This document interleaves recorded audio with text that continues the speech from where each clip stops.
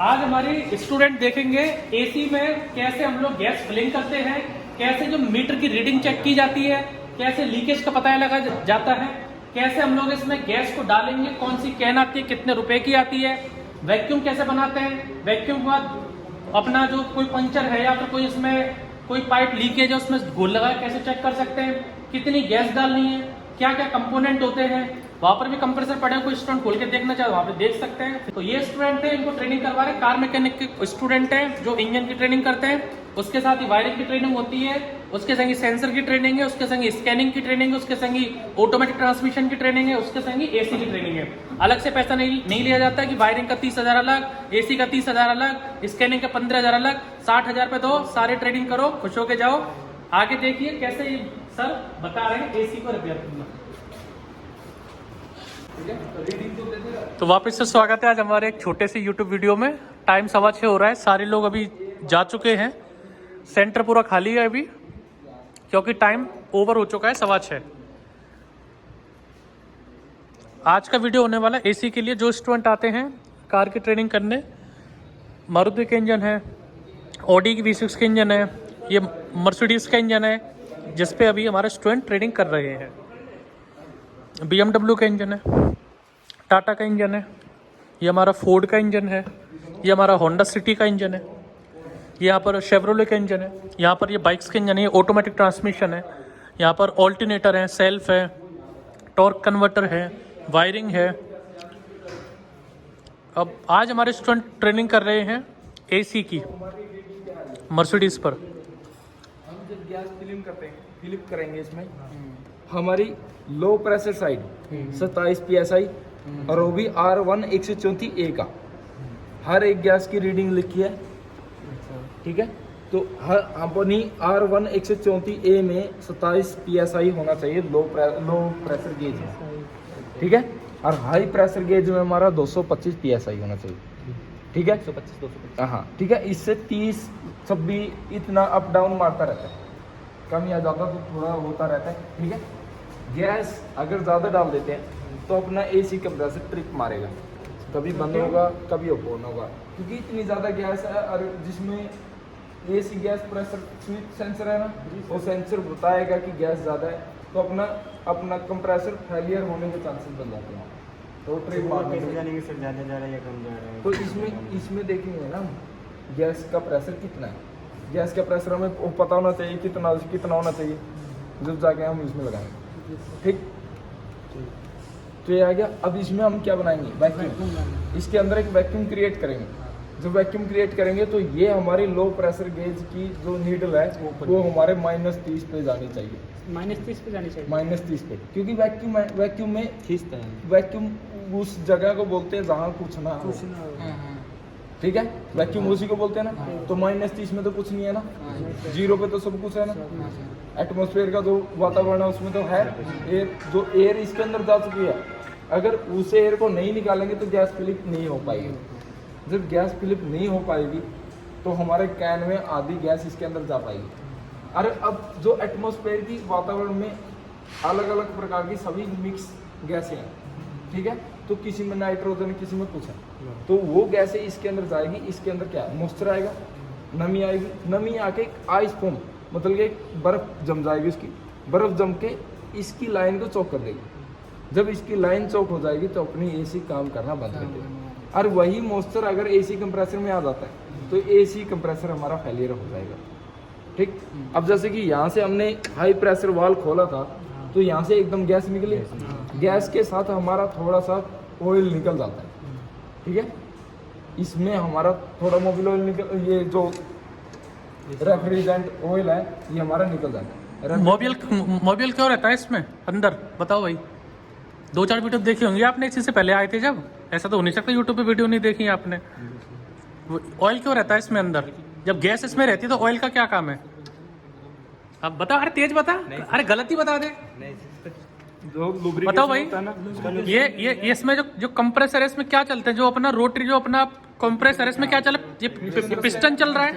अब जब पिस्टन चल रहा है तो उसको लुब्रिकेशन कौन देगा भाई? हमारा 4 स्ट्रोक इंजन, उसमें नीचे से पिस्टन पे ऑयल जाता है, जो 2 स्ट्रोक इंजन थे उसमें क्रैंक केस अलग रहता था, पेट्रोल नहीं जाती थी, तो उसमें स्कूटर था, राजदूत था, मोटरसाइकिल था, उसमें पेट्रोल से क्या मिक्स करवाते थे, ऑयल। देखा था पापा को कभी? तो अंदर पिस्टन में ऑयल जाना चाहिए, लुब्रिकेशन।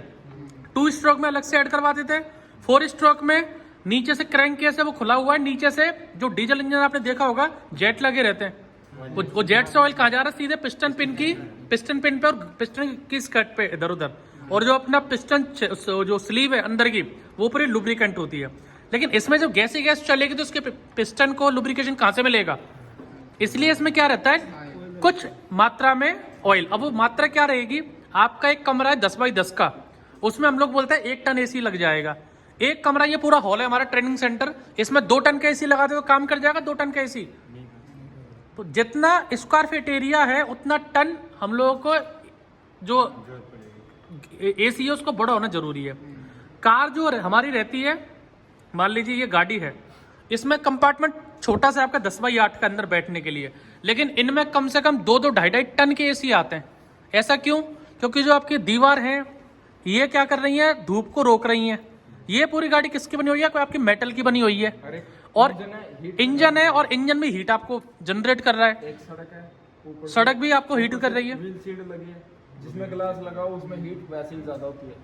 तो जो घर में जो एसी रहता है लगभग 2 टन 2.5 टन, उतना एसी किसमें हमें चाहिए, गाड़ी में। इसलिए कंप्रेसर कितना लोड लेता है जब गाड़ी को हम चालू कर देते हैं, 2-2, 3-3 जो एवरेज आता है किलोमीटर का वो कम हो जाता है, इतना लोड ये लेता है। पहले जो आता था उसमें पावर स्टीयरिंग आती थी तो उसमें पंप किसका आता था, हाइड्रोलिक। चालू करते ही लोड किस पे पड़ा, क्रैंकशाफ्ट पर। क्रैंकशाफ्ट पे लोड पड़ते ही इंजन लोड पड़। अभी जो स्टीयरिंग आ रही है वो कैसी आ रही है, इलेक्ट्रिक है। क्योंकि आपने गाड़ी आपने मान लो नई है, बैटरी हमारी फुल चार्ज है, आपने एक सेल्फ लगाया, एक सेल्फ लगाने में गाड़ी कितनी % डिस्चार्ज हुई है, 1% बैटरी का गया होगा, 2% गया होगा, 5% गया होगा एक सेल्फ में, गाड़ी स्टार्ट। अब जो रेगुलर आपको ऑल्टरनेटर काम कर रहा है, आप गाड़ी को 100 किलोमीटर लेके 10 किलोमीटर लेके, गाड़ी आपकी 1 किलोमीटर में फुल चार्ज होगी, बैटरी वापस। जो बाकी के जो इलेक्ट्रिक पावर है वो तो वेस्ट जा रही है आपकी। तो उस इलेक्ट्रिक पावर का यूटिलाइज करके हम लोगों ने पावर स्टीयरिंग में इलेक्ट्रिक स्टीयरिंग लगा दी। ऐसे करके आने वाले टाइम पे ये एसी कंप्रेसर का लोड जा रहा है, इसको हम लोग मोटर से नहीं कर पा रहे हैं। लेकिन जो ईवी आ रही है, जो इलेक्ट्रिक व्हीकल आ रहे हैं, उसमें कंप्रेसर कैसा आता है, इलेक्ट्रॉनिक, वो डायरेक्टली आपकी बैटरी से चलता है, वो 12 वोल्टेज से नहीं चल सकता। लेकिन हम स्पीड को कंट्रोल कर सकते, इसकी हम स्पीड को कंट्रोल नहीं कर सकते। इसमें जितनी कूलिंग करनी है ये करता ही रहता है, ठीक। उसको हम एसी कंप्रेसर को हम लो स्पीड में चला सकते हैं, हाई स्पीड में एक इसमें हम कंप्रेसर उसमें दूसरा रहता होगा। नहीं, उसमें कंप्रेसर इलेक्ट्रॉनिक है ना, इलेक्ट्रॉनिक है, मोटर लगी हुई है। पिस्टन नहीं रहता होगा। जैसे कि आपने सुना होगा इन्वर्टर एसी, इन्वर्टर एसी में आपका एसी कंप्रेसर की स्पीड को आप कंट्रोल कर सकते हो, कितनी स्पीड पे चलाना है, कितनी कूलिंग आपका जैसे कूलर रहता है, कूलर को कम ज्यादा कर सकते हो। इनमें तो कम ज्यादा नहीं होगा, जितना इंजन रेस मारेगा उतना ज्यादा स्पीड से घूमेगा, उतना ज्यादा गैस जाएगी। इन्वर्टर एसी में आरपीएम जो है, आरपीएम को कम ज्यादा कर सकते हो ऑटोमेटिक। जैसे अपना गाड़ी में आता है, नई गाड़ी देखें, इसमें डुअल टोन ऑटोमेटिक एसी है। उसका डुअल टोन का मतलब क्या है कि ये दोनों जाली है अंदर की, इधर वाली और इधर वाली, दोनों के लिए कूलिंग कॉइल क्या अलग अलग है। तो उसमें जो पैसेंजर है वो अपने हिसाब से टेम्परेचर को कंट्रोल कर सकता है कि मेरे को 24 डिग्री पे बैठना है। मान लो कि गाड़ी सीधी चल रही है, एक तरफ धूप आ रही है, एक तरफ धूप कम है, इस तरफ से तो कूलिंग ज्यादा है, इस तरफ कूलिंग कम है। तो उसमें क्या रहता है कि जो कूलिंग कॉइल अलग अलग है। डुअल टोन मतलब दोनों जो हवा आ रही है उसमें कूलिंग अलग अलग आएगी। BMW में देख लेना, भी नहीं समझ में आए तो दोनों तरफ टेम्परेचर मीटर है। ऐसी जो गाड़ी आ रही है डुअल टोन है। ऑटोमेटिक एसी, जैसे घर में आपका एसी आप 24 पे चला रहे हो, 25 पे चला रहे हो, 25 का मतलब क्या है कि अंदर रूम टेम्परेचर 25 होते ही ऑटोमेटिकली जो कंप्रेसर है वो क्या हो जाएगा, बंद हो जाएगा, और आपका जो फैन है वो चलता रहेगा। इसी टाइप से जो ऑटोमेटिक क्लाइमेट का कंट्रोल आता है, उसमें अंदर आपने 24 सेट कर दिया गाड़ी में, तो 24 पे आती है कंप्रेसर बंद हो जाएगा।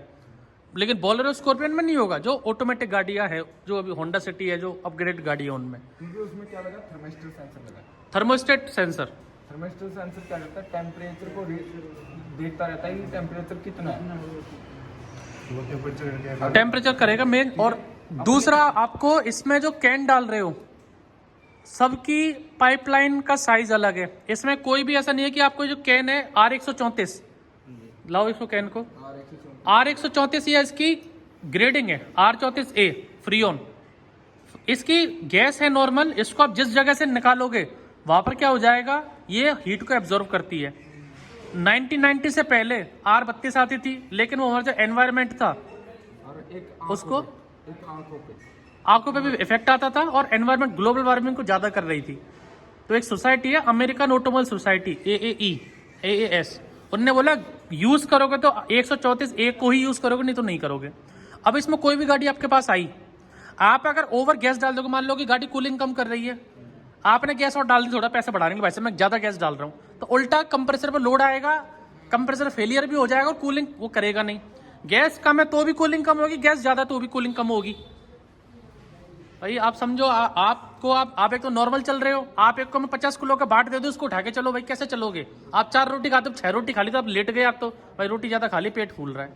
तो इसी टाइप से कोई भी गाड़ी आपके पास आए, स्विफ्ट आए, ऑल्टो आए, सबके मैनुअल में लिखा रहता है कि इस गाड़ी में कितने अमाउंट ऑफ एयर आपको, ये गैस आपको डालनी है। ऐसे नहीं कैन ली और आपने डायरेक्ट लगाया फिर और भर दी पूरी, नहीं काम करेगा। तो ये ज्ञान आज का बाकी वकील सर देंगे।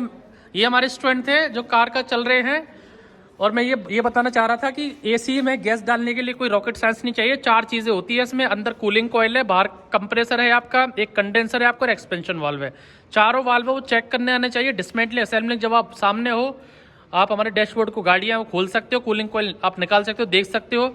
इसमें कोई गाड़ी आपके पास आती है, प्रेशर दे के चेक करो, साबुन का घोल लगा के चेक कर लो प्रेशर आ रहा है।